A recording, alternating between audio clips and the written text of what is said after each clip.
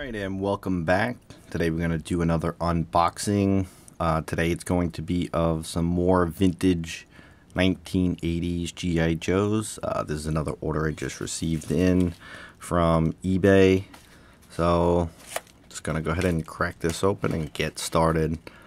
As I said in my last unboxing video, this is kind of like a little side project I'm looking to do for 2016. Is put together a small collection of some vintage G.I. Joes. Kind of, like I said, was sparked by the Gentle Giant Jumbo G.I. Joes that I've been collecting lately. This is packed up pretty well. Let's see here.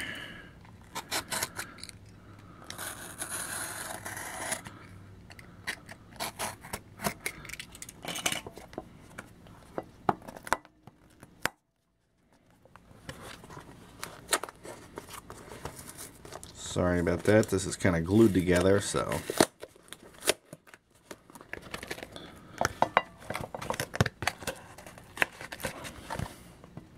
Very well packed.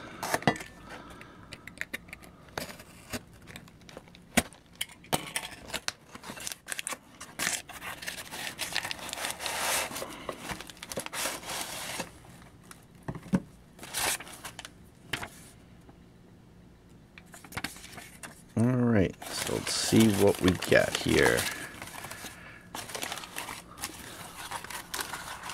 So the first one is Tunnel Rat.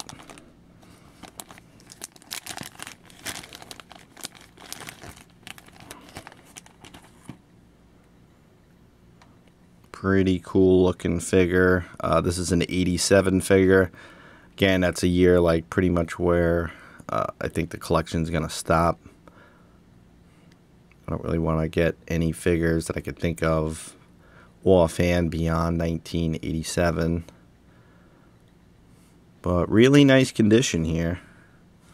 Looks really good.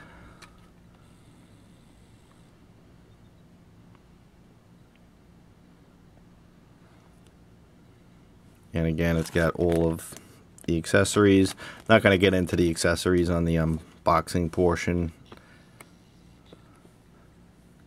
Just kind of show them off. So, got him. Next. Oh, this is a fan favorite. 1985 Snake Eyes.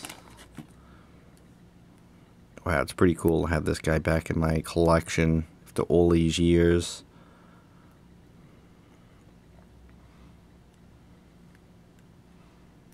Pretty good shape, fairly tight joints. So that's good.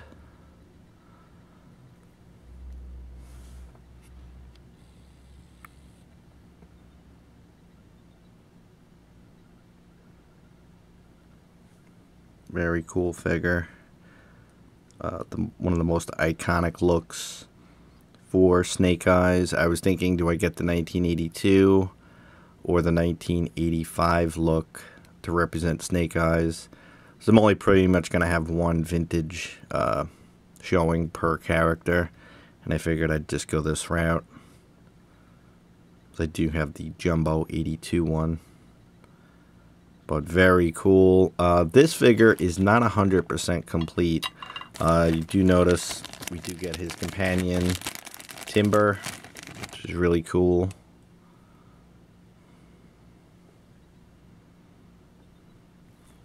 I know I didn't say I was going to get into accessories, but one thing you'll notice, he's missing the sword, so that's going to be an annoying item to try and track down.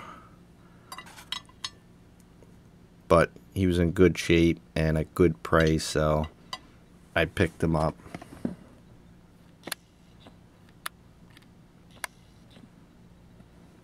And let's see what we got next. This is another favorite of mine. Firefly. Really cool figure. I remember this is one of the very, very few that I had as a kid.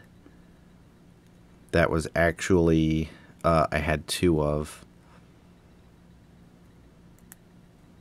Oh, this guy's really tight too. Excellent joints. Really nice condition here. These Cobra logos still pretty prominently displayed on there. Hasn't rubbed off. Does have some paint wear though, but still a very nice representation. Very cool. And last, and probably one of my favorites out of this batch, Shipwreck.